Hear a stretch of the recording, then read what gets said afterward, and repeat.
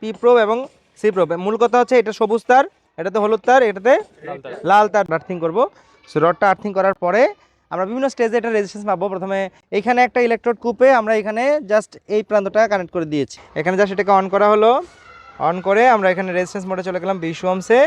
স্বাগত জানাচ্ছি glorious automation থেকে। সবাইকে নিয়ে আমরা চলে আসছি আজকে আউটডোরে একটা আর্থিং রেজিস্ট্যান্স মাপা হবে। আজকে আমরা একটা আর্থিং করব, একটা রড আর্থিং করব।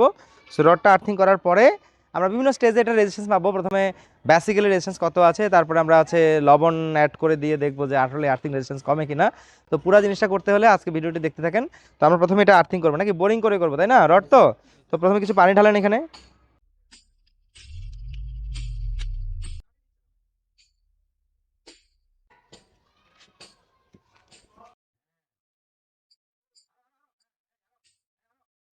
তো দেখতে দেখতে আমাদের দুইটা আর্থিং হয়ে গেল। এখানে দেখা যাচ্ছে এখানে আমরা একটু বেশি হাইটে আর্থিং করেছি, প্রায় 12 ফিট গভীর একটা রড আর্থিং করেছি, কারণ আমরা এখানে টেম্পোরারি ভাবে আর্থিং করেছি। তো আর এইখানে একটা আর্থিং করা হয়েছে, এটা মাত্র 4 থেকে 5 ফিটের একটা রড এখানে দেওয়া হয়েছে, এবং এখান থেকে একটা আর্থিং তার আমরা বের করে নিয়েছি।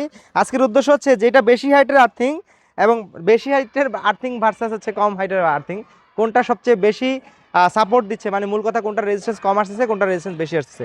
এটার ক্ষেত্রে আমরা কি ব্যবহার করবো? আমরা আর্থ টেস্টার, তাই না?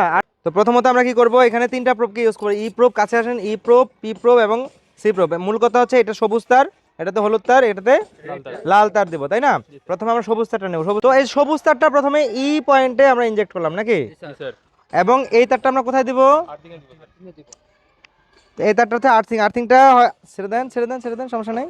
হ্যাঁ, আমরা এটা কি করব, এটা আমরা আর্থিং রডে দিতে পারি, অথবা আর্থিং থেকে বের হওয়া যে তার, এখানে আমরা এটা দিতে পারি। ওকে, তাহলে এই পয়েন্টটা আমাদের কানেক্ট হয়ে গেল কোথায়? আর্থিং এর সাথে কানেক্ট হয়ে গেল, এটাকে আমরা ফেলে দিলাম। এখন আমরা কি দেবো? হলুদ তারটা কি পি অংশে, হলুদ অংশটা পি প্রান্তে দিয়ে দিলাম। এবং এটা যাবে কোথায়? যেই দিকে, হ্যাঁ, যেই দিকে লম্বা জায়গা আছে আমরা এই দিকটা ইউজ করব। এখান থেকে রেড প্রান্তটা আমরা সিতে দিয়ে দিলাম।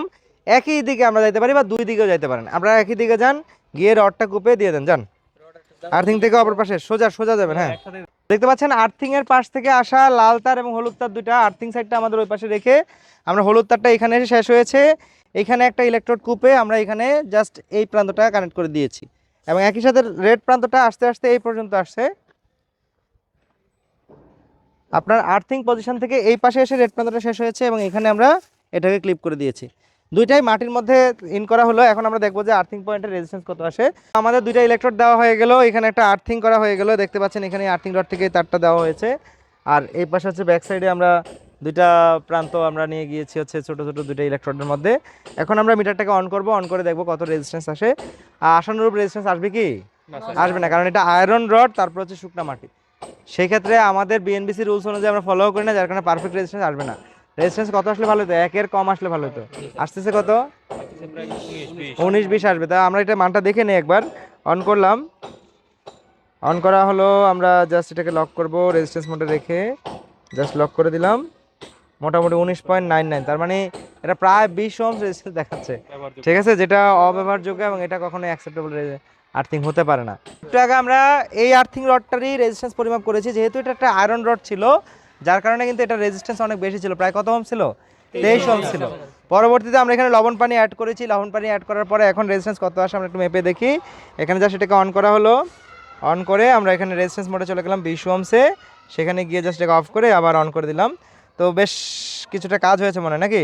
17 পয়েন্ট সামথিং দেখাচ্ছে। তার মানে আমরা যে প্রায়ই বলি যে আর্থিং রেজিস্ট্যান্স কমানোর জন্য রডের গোড়ায় পানি ঢালতে হবে, লবণ মিশ্রিত পানি হলে আরও ভালো হয়, মানে এর সাথে কানেক্টিভিটিটা বাড়বে। তো এই হচ্ছে ব্যাপার। তো আর্থিং করতে গেলে এটা কি প্রপার আর্থিং হলো? 17.62, এটাও কিন্তু প্রপার আর্থিং না। প্রপার আর্থিং মানা যাবে হাউস ওয়ারিং এর ক্ষেত্রে কত? হাউস ওয়ারিং এর ক্ষেত্রে 5-এর কম, আর যদি কমার্শিয়াল বিল্ডিং হয় তাহলে অবশ্যই 1-এর কম। তার মানে এটা 1-এর কম 100% আসতো যদি এই রডটাই কিসের হতো? কপারের হতো, তাহলে কিন্তু পারফেক্ট রেজিস্ট্যান্স পাওয়া যেত। ঠিক আছে, ব্যাপারটা বুঝতে পারছি। এখন দ্বিতীয় টেস্টে চলে যাবো আমরা। তো আমাদের এখানে দুইটা আর্থিং ছিল, একটু আগে বললাম যে এখানে একটা আর্থিং করা হয়েছে, এখানে একটা আর্থিং করা হয়েছে। দুইটা আর্থিং এর মধ্যে ওটা ছিল স্বল্প দূরত্বে, মাত্র কত ফিট? 3 থেকে 4 ফিট, আর এটা প্রায় 10 থেকে 12 ফিট। সো সেখানে এই আর্থিংটা আসছে ওই পাশের থেকে, এই আর্থিংটা আসছে এখান থেকে। তো আমরা এখন ভোল্টেজ মেজার করে দেবো কোনটা থেকে ভোল্টেজ কত আসে। ফেজ থেকে আগে নিউট্রাল দেখেন, ফেজ থেকে নিউট্রাল ঘুরেন না, হ্যাঁ, ফেজ থেকে নিউট্রালের ভোল্টেজটা কত আসতেছে? 225 ভোল্ট। তার মানে দেখেন আমাদের ফেজ ভোল্টেজ এখন কত আছে, আমি একটু বলতে চাচ্ছি যে ফেজ ভোল্টেজ 225 ভোল্ট। এখন আমাদের আর্থিংটা কতটা প্রপার এটা কিন্তু আমরা ভোল্টেজ মাপার মাধ্যমেও আসলে বলতে পারি, তাই না? তো ফেজ টু এই আর্থিংটা দেখেন, যেটা দুর্বল আর্থিং, হ্যাঁ এটা এখান থেকে এখানে ভোল্টেজ এখন কিন্তু কত দেখা 215 ভোল্ট দেখাচ্ছে, কত দেখাচ্ছে 215 ভোল্ট। তার মানে আমরা কি বুঝলাম যে আমাদের ফেজ টু নিউট্রালে ভোল্টেজ হচ্ছে 225, সেই তুলনায় দুর্বল আর্থিংয়ে ফেজ থেকে নিউট্রালে কত আসছে, সরি সেই ক্ষেত্রে দুর্বল আর্থিংয়ে ফেজ টু আর্থিং আসছে 215। আর এই আর্থিংটাকে আমরা স্ট্রং আর্থিং বলতেছি, এটা অনেক লম্বা আর্থিং হয়েছে, এখানে লবণ এবং কয়লা ব্যবহার করা হয়েছে, তো সেক্ষেত্রে দেখা যাচ্ছে কত ফেজ থেকে এই আর্থিং কত আসে 227 ভোল্ট। তার মানে আমার বোঝা যাচ্ছে যে নিউট্রাল যে পরিমাণ প্রপার আর্থিং হয়েছে তার থেকেও কিন্তু এটাতে ভ্যালুটা বেশি আছে, কিন্তু ভোল্টেজ প্রপার আসলে কিন্তু প্রপার আর্থিং না, সেক্ষেত্রে লোডটা কারেন্ট পাস করতে পারে কিনা এবং আর্থিং রেজিস্ট্যান্স মিটারে কত পরিমাণ আর্থিং আসছে সেটা দেখতে হবে।